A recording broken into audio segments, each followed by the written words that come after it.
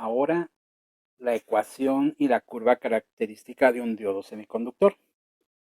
Primero, la ecuación característica, aquí la tenemos. Esta ecuación fue un desarrollo matemático presentado en 1949 por el físico estadounidense William Shockley. Él y su equipo de trabajo en los laboratorios Bell llegaron a esa ecuación partiendo de conceptos de la mecánica cuántica. Hay otros modelos. Este es muy sencillo, sin embargo, es muy similar a la realidad. Por eso es el que más se utiliza para describir. Esta ecuación pues, hace ver que es una curva exponencial, la manera en que fluye corriente en ese diodo conforme aumenta el voltaje. Y existen otros parámetros que están involucrados. Esta corriente en términos físicos, la corriente que llamamos de fuga inversa, esa corriente cuando un diodo semiconductor se le coloca alimentación directa y se mide, bueno, este es el voltaje en el diodo, y se mide la corriente que lo atraviesa, la corriente en el diodo, y se grafica, pues queda algo por el estilo. Esa gráfica teórica es muy similar, extremadamente similar a lo que ocurre en un diodo real. No son idénticas. Se aplica, cuando se aplica esa ecuación, pues da una curva ideal. Cuando se grafica en la realidad, pues la curva está un poco desviada. Se asume dentro de este modelo que esa diferencia se debe a la incapacidad de estar seguros de cuántas impurezas donadoras o aceptoras fueron realmente colocadas en el material. Y por eso, para hacer un pequeño ajuste, se agregó una constante, es esta constante. Que colocando un número, pues puede hacerse que la curva ideal y la real, pues con, entonces esta se llama constante de fabricación. A esta constante se le llamó constante de fabricación o del fabricante. Si en la creación de ese diodo todo hubiera sido ideal, pues sería un 1. Dependiendo qué tan confiable fue esa fabricación, pues esta constante pues está alrededor de 1. Inclusive, dependiendo del material semiconductor utilizado, por diversas circunstancias, que hay mayor incertidumbre, algunos autores indican que para el germanio es un cierto número, para el silicio es uno en particular. Quizás son números cercanos a la realidad, pero no es un valor tan preciso como eso. Realmente es una constante para hacer un ajuste en la curva. También se ve involucrado la carga eléctrica del electrón, la constante de Boltzmann y la temperatura. Entonces es una ecuación muy sencilla. Y esta corriente, que se conoce como corriente de fuga, es una corriente que se ve en sentido contrario. Recuerden que en sentido contrario, eh, no debería de conducir. Es una válvula que intentamos que conduzca en una dirección y no conduzca corriente en contrasentido, pero no es perfecto, así que hay un flujo de corriente en contrasentido. Entonces, ese flujo de corriente en contrasentido se nota en la curva. En sentido directo, esta curva, sí, me está faltando algo muy importante. Esta ecuación solamente describe cuando la corriente del diodo, el voltaje del diodo, es positivo. Solamente describe esta parte, el primer cuadrante del gráfico. Y se ve ahí, es una exponencial, va creciendo rápidamente la corriente. En contrasentido, deja de haber flujos de corriente. Idealmente, pues deberíamos de encontrar como un interruptor siempre abierto, pegado aquí, por más voltaje que en sentido inverso se coloque, sería este caso, menos aquí, más acá. Entre más voltaje se coloque, aún así no debería de haber corrientes, debería de estar la corriente en ese diodo pues sobre el origen. Sin embargo, hay una corriente de fuga, que de hecho sí tiene una pendiente, va creciendo. Como les digo, esta es una ecuación que intenta describir una operación real. Se aproxima mucho únicamente. Esto que se nota aquí, esto que se ve aquí, si extrapolamos esta pendiente, este punto con el cruce del eje X se conoce como voltaje de umbral. Si el voltaje es muy pequeño, el voltaje en polarización directa es muy pequeño, prácticamente no conduce el dispositivo. Hay flujos de corriente, aquí lo está indicando. Cualquier voltaje pues va a crear un flujo de corriente, pero es tan pequeño que se considera que no está conduciendo aún el diodo. Cuando se levanta la curva y hay un flujo apreciable de corriente, aquí se nota. Ya se levantó, ya no está cercano al eje y entonces ese voltaje se conoce como voltaje de umbral. Se obtiene entonces extrapolando la línea recta que se forma hasta cruzar con el eje.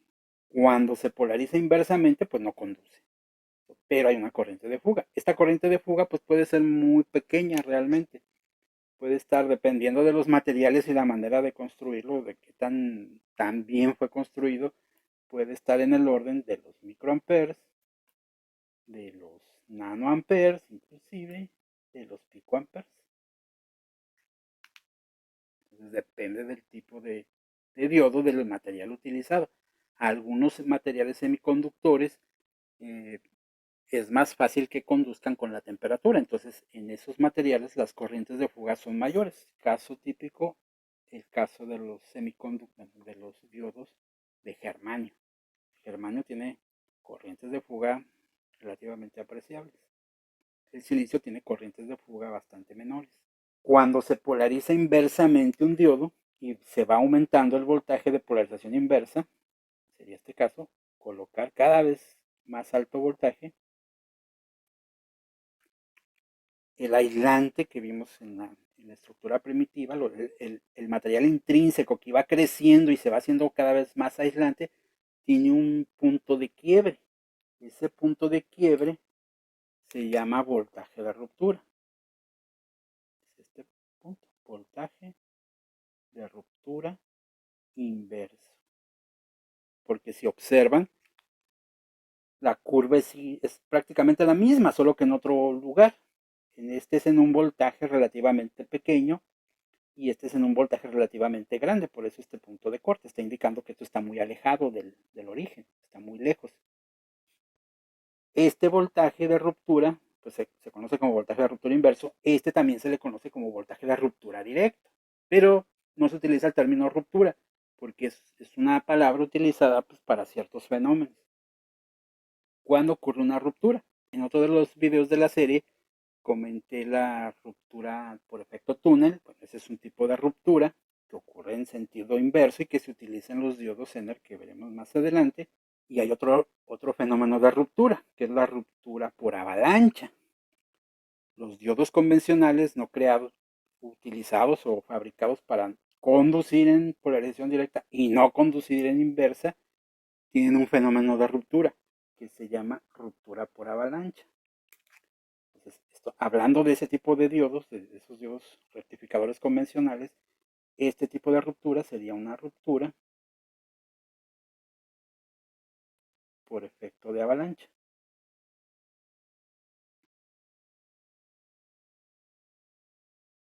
Cuando en un dieléctrico, eso ocurre, lo vemos cuando cae un rayo. El aire es un muy mal conductor, es un aislante. La mica, el vidrio, todos son aislantes. Sin embargo, si el campo eléctrico que se les coloca es extremadamente elevado, se crea un arco eléctrico. La fuerza eléctrica, el campo eléctrico es tan grande que el dieléctrico es incapaz de mantener separadas las cargas eléctricas de diferentes signos.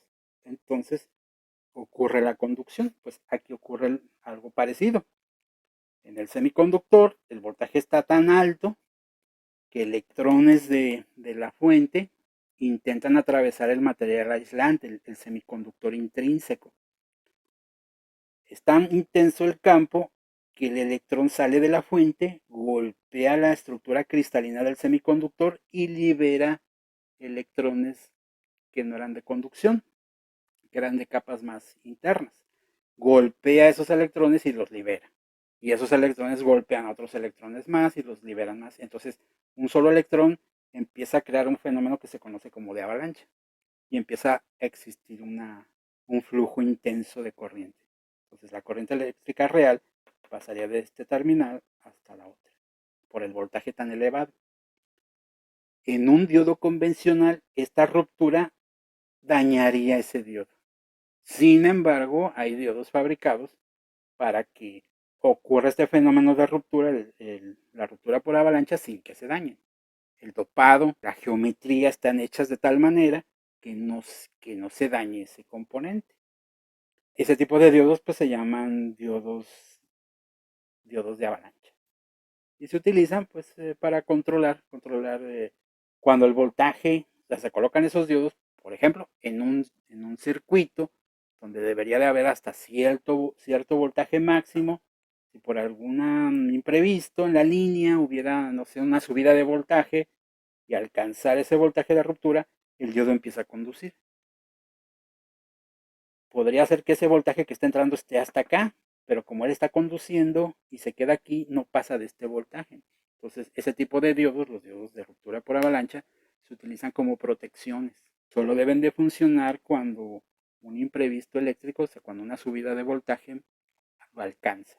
Los diodos, como les comentaba, los diodos convencionales rectificadores, pues este voltaje pueden ser muy grandes, cientos o inclusive miles de volts. Cuando ese voltaje se alcanza, el diodo se daña. A veces es obvio que se daña, inclusive puede explotar en el sentido de que se parte en dos. Entonces, observen, prácticamente hay dos rupturas, una hacia adelante y otra hacia atrás, pero esta sí se conoce como ruptura por el fenómeno que ocurre y acá es por el fenómeno de la recombinación. Entonces no se conoce como ruptura o ruptura directa, pero le llamamos voltaje de umbral. Es el voltaje mínimo necesario para que conduzca el diodo. Estos voltajes pues dependen del tipo de material utilizado, del diodo, también de la fabricación de ese diodo, de cómo fue dopado, de la geometría, porque la geometría y la química intervienen mucho en estas características. Por ejemplo, algunos diodos, bueno, se asume o pensaríamos que la corriente de fuga es una desventaja que existe esa corriente de fuga. Sin embargo, se han hecho diodos que esa corriente de fuga se hizo grande, del orden de los miliamperes, se hizo grande a propósito. ¿Por qué? Porque es útil. Es la manera de crear fuentes de corriente. Entonces, se usa un diodo polarizado inversamente y ese diodo polarizado inversamente, el fabricante lo diseñó para que tuviera una corriente de fuga de cierto valor y es la manera más sencilla de crear una fuente de corriente que utiliza solamente un elemento de dos terminales.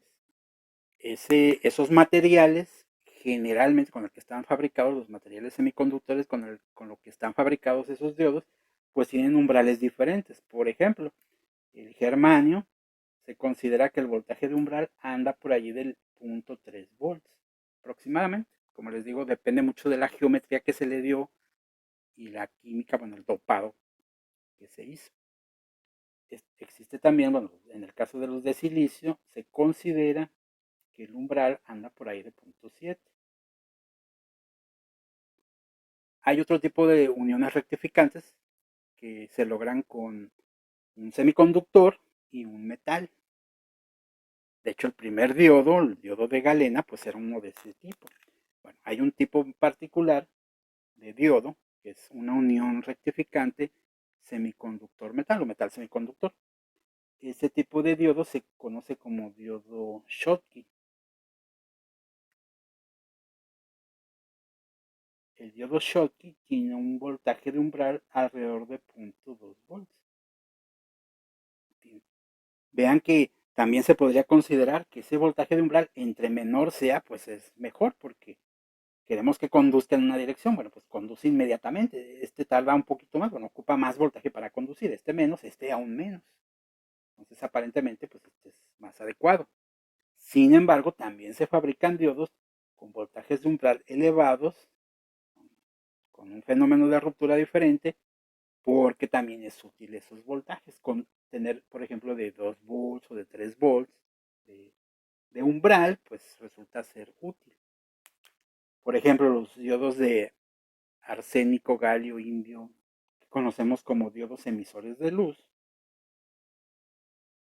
Los diodos emisores de luz, esos tienen un rango bastante amplio. Pueden ir aproximadamente de 1 volt hasta 4 volts, dependiendo de los colores y, como les comento, de otras consideraciones en la fabricación que se les hizo. Pero hay unos LEDs que se nota ya la luminosidad con un voltaje relativamente bajo. Y por ejemplo, los LEDs blancos que ocupan voltajes más elevados. Los LEDs rojos generalmente utilizan o requieren un voltaje umbral más bajo, y así hasta los azules o ultravioletas que requieren voltajes más elevados. Igual, cada uno de ellos tiene corrientes de fuga diferentes.